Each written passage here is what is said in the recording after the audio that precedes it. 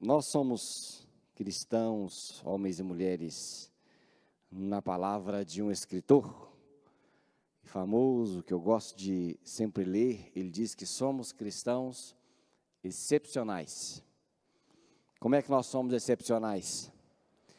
Ele diz assim: nós cristãos sentimos um amor extremo por alguém que nunca se viu.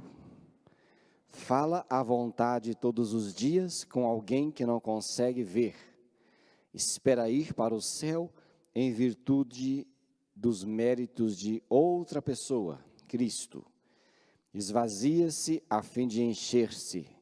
Admite estar errado para que possa ser considerado certo. Rebaixa-se a fim de levantar-se. É mais forte quando está fraco, mais rico quando se sente mais pobre, mais feliz quando se sente pior. Ele morre para que possa viver, abandona a fim de obter, dá para receber, vê o invisível, ouve o inaudível e sabe o que concede conhecimento de verdade daquele que crê. Somos excepcionais por essas coisas importantes que só a fé pode nos conceder. Não é? Assim não é a sua vida? Nós lidamos e vivemos debaixo da graça e da presença daquele que não vemos, mas cremos. Nós somos excepcionais. Você é uma família excepcional. Você que está aí nos assistindo com seus amigos, amigas, vocês são excepcionais, porque crê no invisível e desfruta de todos os benefícios daquele que não vê, mas crê. Já parou para pensar nisto? Parou para se dar conta de quão excepcional é o cristão? Pois é, assim somos. Graças a Deus. E eu quero ainda continuar nessa excepcionalidade de ler com você Mateus capítulo 16, porque Jesus deseja, se nós quisermos, Ele deseja mudar a nossa vida constantemente. Somos homens e mulheres que mudam constantemente. E muda para que sentido? Para a imagem de Jesus Cristo como nosso irmão mais velho, de acordo com o propósito de Deus. Diz lá em Mateus capítulo 16, versículo 24 e 25, esse texto que nós já conhecemos bastante, mas precisamos nos lembrar sempre. Jesus disse aos seus discípulos: se alguém quer vir após mim, negue-se a si mesmo, tome a sua cruz e siga-me. Pois quem quiser salvar a sua vida, a perderá. E quem perder a vida por minha causa, esse a achará. Mais um conselho de excepcionalidade do homem de Deus, da mulher de Deus. Perder para ganhar, morrer para viver. E assim vamos sendo transformados todos os dias. Quais áreas da sua vida você, como cristão, deseja ser aperfeiçoado ou mudar? Pensa aí um pouquinho. Pensa aí um pouquinho, porque nesse tempo de quarentena a gente vai aflorando, né, em nossa personalidade, vai aflorando em nossa vida tantas coisas que devem ser mudadas, transformadas, tantas coisas que a gente para se ver. E ao fazer isto, você diz: quanta coisa Jesus precisa trabalhar em mim. Muitos são as pessoas com problemas, atitudes que não condizem com aquilo que deseja ser diante de Deus e diante das pessoas e diante de si. Eu acho que o pior e o melhor é quando nós somos transformados diante de si mesmo, porque é de si que vai para os outros, que vai para cima. Com atitude assim, em prática, nós somos chamados assim por Jesus para fazer isto. Muitos de nós querem felicidade, querem transformações, mas poucas coisas e poucas atitudes fazem, né, e tomam para que isso seja uma realidade. Muitos falam bastante sobre o poder de Deus, mas poucos falam que o poder de Deus é inoperante, se não encontrar um coração e uma vida disposta a ser o agente dessa transformação. Muitos querem o céu, mas poucas pessoas desejam buscar o caminho na estrada para o céu. É uma coisa assim que vem de nós. E aqui a palavra de Deus, Jesus mostra para nós algumas pistas que te ajudam, né, que me ajuda a sermos transformados pelo poder do Espírito Santo. E por favor, quando a gente fala em mudança, em transformação, não tente fazer sozinho. Não tente fazer sozinha na sua própria força, porque você não vai conseguir. É só com o poder do Espírito de Deus que isso será capaz na sua vida, que se tornará possível na sua vida. É só com o Espírito Santo. Por quê? Porque o Espírito foi dado à igreja. Nós vivemos agora nesse tempo do Pentecoste, né?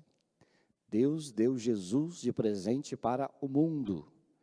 O mundo recebeu Jesus de presente. E a igreja, Deus deu o Espírito Santo de presente, porque é só pelo Espírito Santo que a igreja é capacitada a andar na palavra do Senhor. É só nesse poder. Sem esse poder não adianta. Mas aqui Jesus dá algumas pistas para nós, e ele coloca aqui, se você prestou atenção na leitura, ele diz lá em cima, se alguém quer, que essa é uma condição, você quer? Quer de verdade? Você deseja isto? Enquanto a gente não tomar essa consciência de que eu quero, nada acontecerá.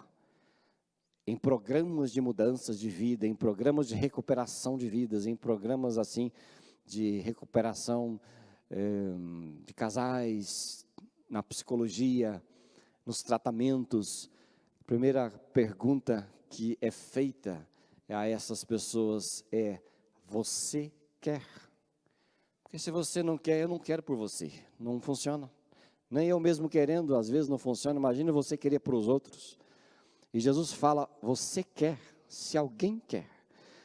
Porque enquanto a gente trata de problemas, levando na marola, levando de qualquer jeito, sem importância, enquanto ainda a gente tem jeitinhos, possibilidades, algumas cartas, né, na manga, que a gente costuma dizer, a gente vai blefando naquilo que é necessário ser transformado, ser abençoado por Deus com a novidade de vida que Ele tem para nós, como novas criaturas. Enquanto a gente não levar a sério, não querer, não buscar, não fazer, enquanto nos restam possibilidades carnais, mundanas, a gente vai enrolar. E na enrolação não há mudança. Na procrastinação, na enrolação, não pode acontecer nada em nossas vidas. Enquanto a gente está com a água no pescoço, a gente não se entrega. Enquanto vai descendo para o fundo do poço, não há esperança. As coisas têm que acontecer quando a gente chega ao fim de nós mesmos e dizemos, olha, eu quero transformação para a minha vida, a vida de cruz, a vida que Jesus tem para mim. Andar nos seus passos. Eu desejo isso. Então Jesus fala, se alguém quer vir após mim, negue-se a si mesmo. É negar-se, né? Uma vida de negação constante. O cristianismo e a vida em busca de aperfeiçoamento com Jesus Cristo é essa. É uma vida de constante negação de si. Porque nada há de bom na carne, nada há de bom na natureza humana. A nossa natureza tem que dar lugar à natureza de Cristo Jesus, porque Ele morreu a nossa morte para que possamos viver a sua vida, e nada melhor do que desfrutar dos benefícios da vida de Jesus para nós, porque a vida dele é a que importa, não é? Então, se você quer, negue-se a si mesmo, entrega a Jesus sempre e todas as circunstâncias, todas as situações de mudanças que você deseja. Quais são mudanças que você deseja aí? Como você pensa? Mudança no pensamento, mudança nas relações com a sua família, mudança no relacionamento com a sua esposa, mudança de relacionamento com o seu marido, com os seus filhos e filhas, mudanças de relacionamento com a sua mãe, hoje é dia das mães. Será que você precisa, como filho, mudar relacionamento com ela? Como filho, como filha, deseja mudar o relacionamento com ela, uma vida de mais submissão, de empatia, uma vida de mais colaboração, tá certo? E você, marido, às vezes a gente pensa que é dia das mães é só para os filhos, presentear as mães, ou só para deixar e terceirizar isso, né? Que, não, é dia dos filhos, eu vou fazer para lá para minha mãe, para minha mulher não.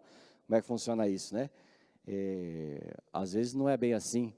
Todo bom marido deseja ter uma boa esposa, e toda esposa deseja ser essa boa esposa reconhecida, tá certo?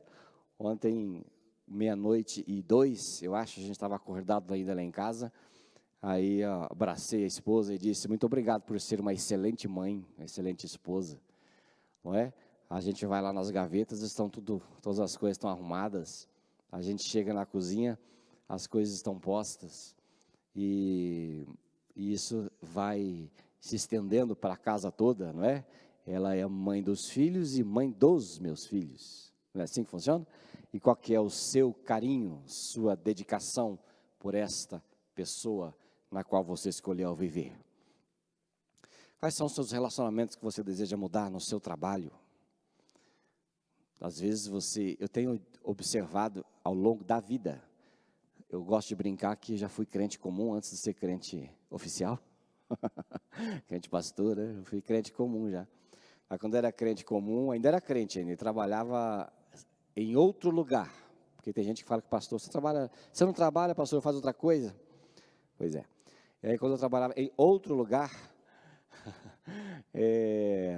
eu via muitos crentes pares, péssimos funcionários. Dava vergonha de ver que aqueles funcionários eram crentes.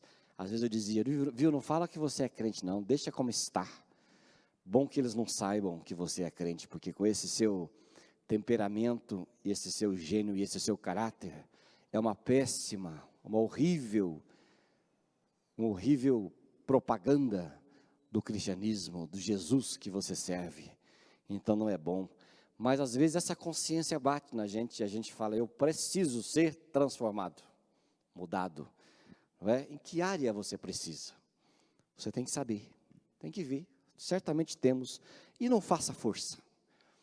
Peça ao Espírito Santo que faça isso em você, essa vida de cruz. Não é? Então nessa condição, se você quer, Jesus também dá uma constatação. A constatação é que todos têm uma cruz. Então ele fala: se você quer mudar. Mas depois ele fala, depois da sua condição, ele fala a sua constatação: todos têm uma cruz. Qual é a sua? A cruz é o reconhecimento que a nossa história, ela é única e não se repete com mais ninguém. Isso que é cruz. Qual é a cruz? Cruz é sua história. Histórias são diferentes, histórias mudam de família para família, história muda na mesma família de 2, de 3, de 4, cada um terá a sua história, cada um formará a sua história. Nem sempre as histórias serão boas, nem sempre as histórias serão como nós planejamos, mas cada um terá a sua história. E nem tem história ruim, nem boa, e nem fácil, nem leve, e nem pesada. Nós temos a história. E essa história, às vezes, damos o nome de cruz. Ninguém pode viver essa história, que é minha, que é a sua, outro não pode viver. A vida é essa caminhada para todos. Se você não reconhecer a dureza da vida da cruz, ela vai ficar mais pesada.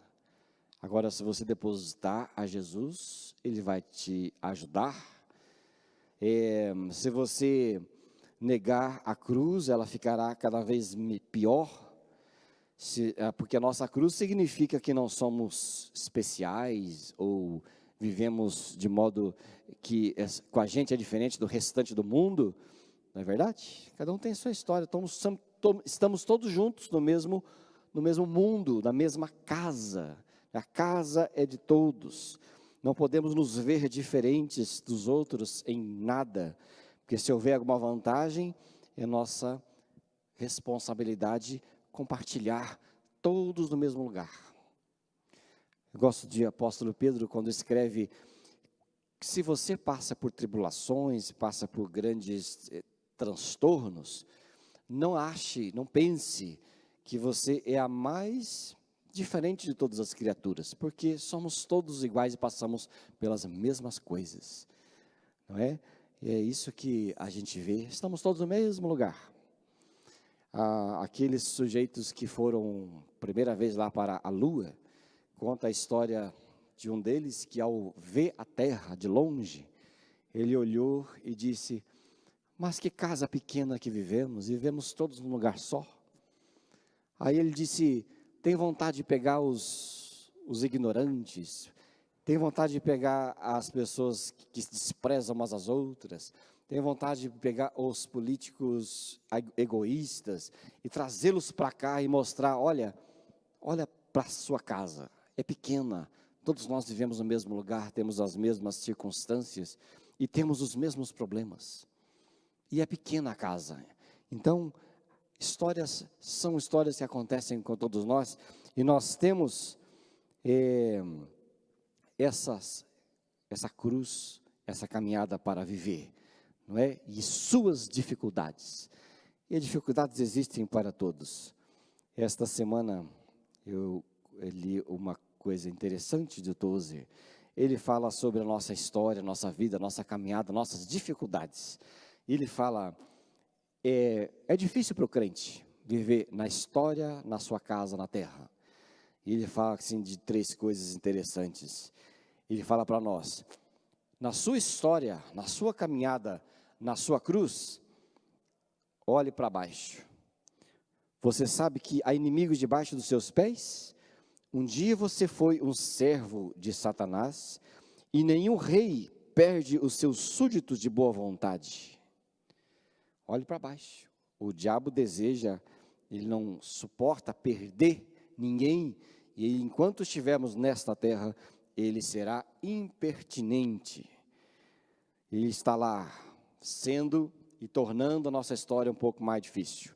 E Tozer ainda diz, olhe em volta também, não olhe só para as forças espirituais do mal, como diz Efésios, mas olhe também em volta.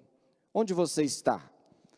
Está num país de inimigo, como um estrangeiro e um peregrino. O mundo não é o seu amigo. Se for, então você não é amigo de Deus, pois aquele que é amigo do mundo é inimigo de Deus.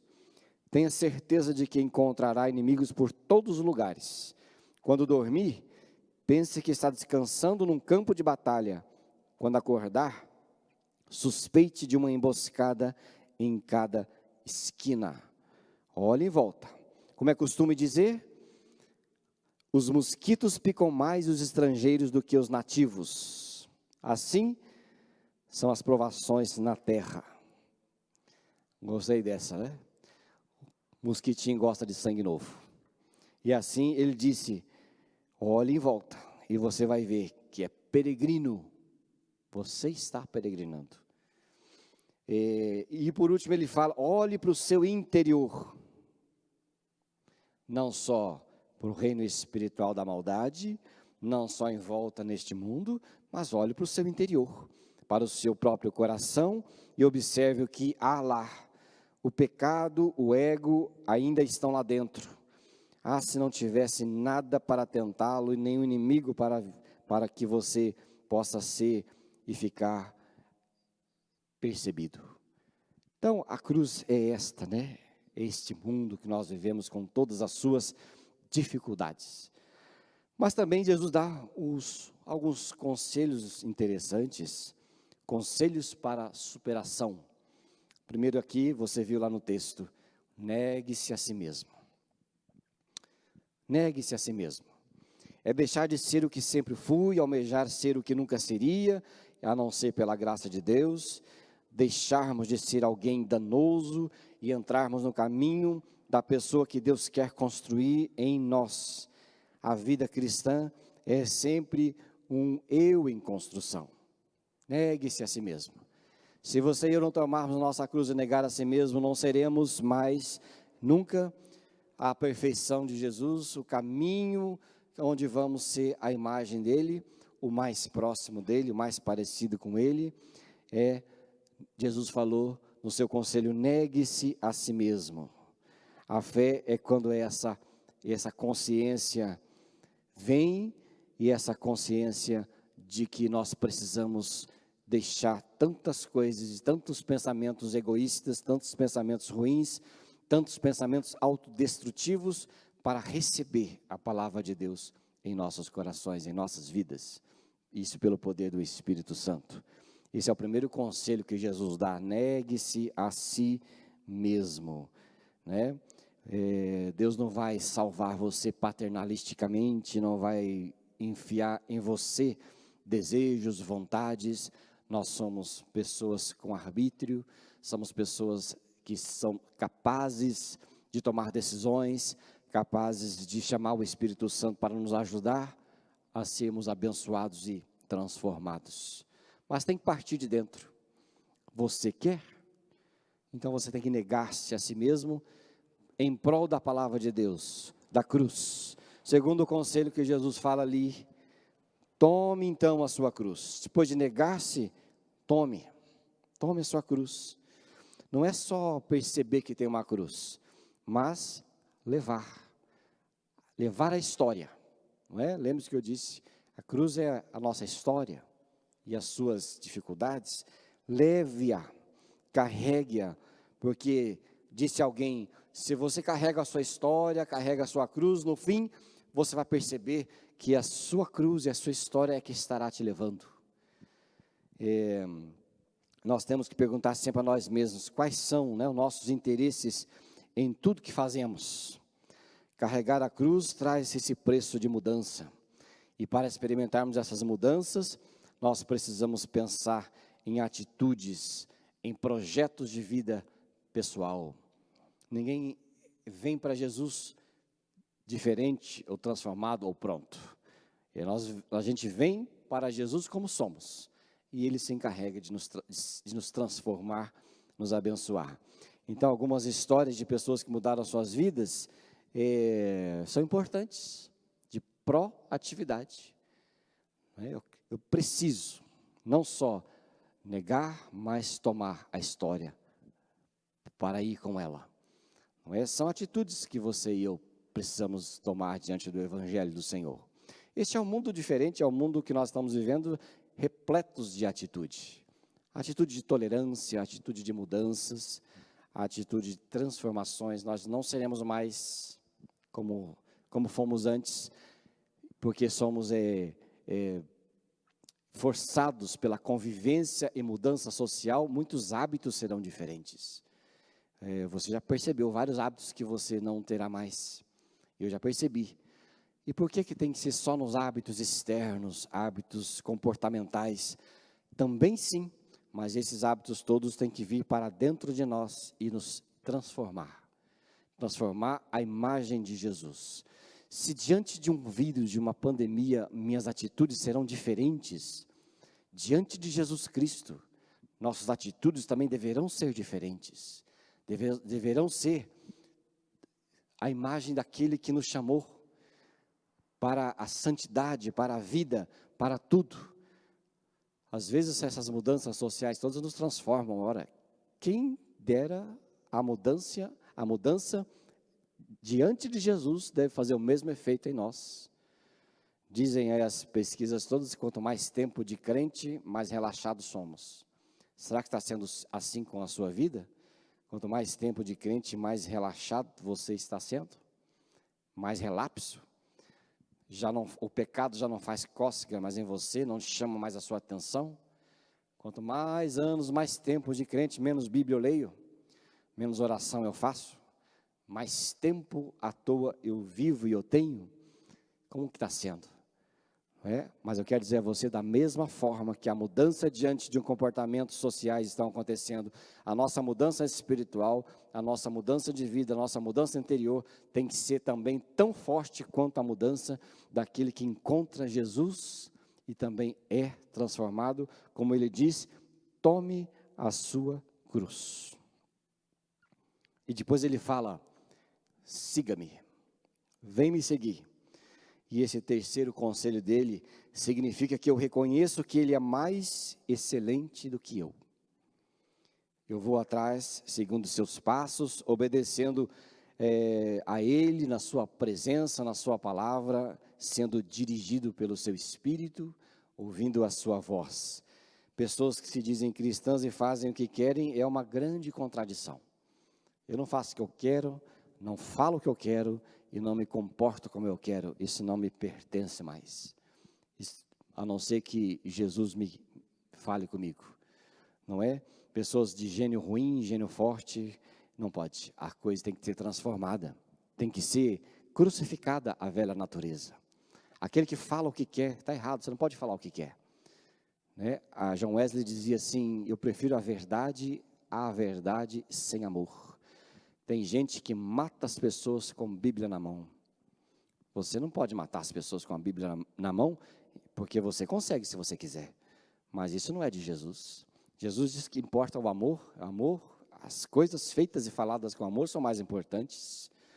Pessoas que diz, vivo como eu quero, já não conhecem mais o Evangelho. Para que nós possamos experimentar essas mudanças radicais, precisamos tomar atitudes radicais, porque negar-se a si mesmo, tomar a sua cruz, são atitudes radicais. Nós precisamos nos arriscar a viver como Jesus viveu nos seus dias aqui na terra, como ele andou, falarmos como ele falou, amar como ele amou e dentre outras características que nós observamos na leitura da palavra, na leitura do Evangelho, porque o cristão, o homem de Deus, a mulher de Deus, ele é assim, busca viver para ele, sempre. São conselhos de Jesus que ele dá para nós, ele constata aqui que todos temos uma cruz, ele constata e dá uma condição, se você quer, e depois dos seus conselhos, negue-se a si mesmo, tome a sua cruz e siga-me.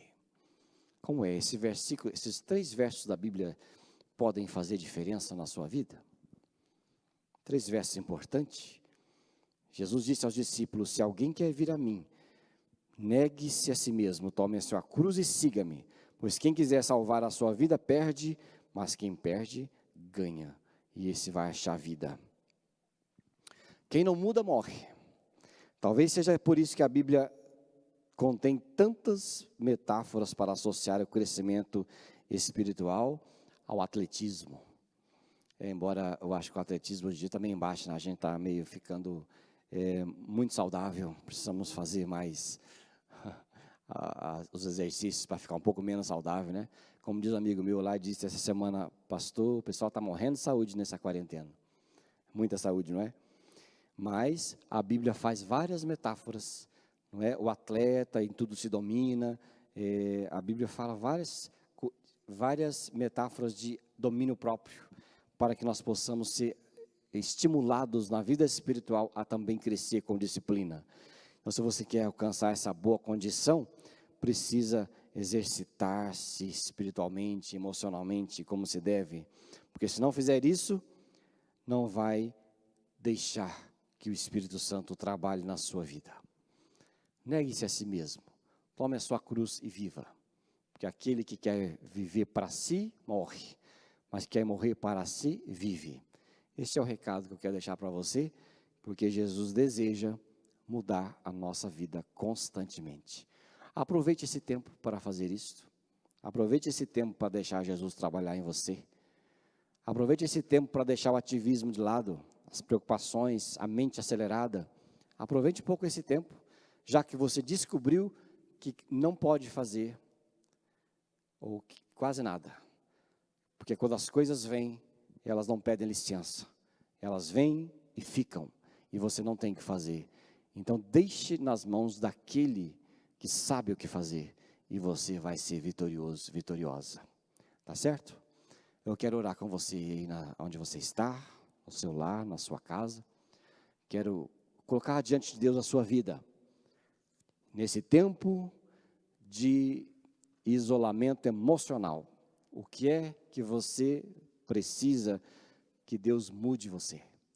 Que Jesus Cristo mude a sua vida. Nesse tempo de isolamento social, o que é que Deus está dizendo para que você mude? Eu volto a dizer, Deus não mandou vírus nenhum. As catástrofes, elas existem, as situações ruins existem, mas somos nós que damos significado a essas coisas. Mas uma coisa é certa, Deus não mandou vírus coisa nenhuma. O que Ele vai fazer é que, diante das circunstâncias, você seja trabalhado nas coisas que você necessita ser trabalhado. Quando o povo estava no deserto, Deus falou para aquele povo, eu vou deixar vocês aí para saber se o que está dentro do seu coração é mesmo fé. Talvez seja assim em nossas vidas. Esse trabalho que Ele nos faz, que Ele nos deu, Ele fala para nós, eu quero mudar a sua vida. Se você quer vir após mim, negue-se a si mesmo, tome a sua cruz e siga-me. E você vai experimentar transformação de verdade. Seguir a um mestre é submeter-se à vontade e aos ensinamentos do mestre. Porque se você quer seguir a si mesmo, não adianta, vá seguir a sua própria vida do jeito que você quiser. Mas no Evangelho não é assim. Quero orar com você, aí na sua casa.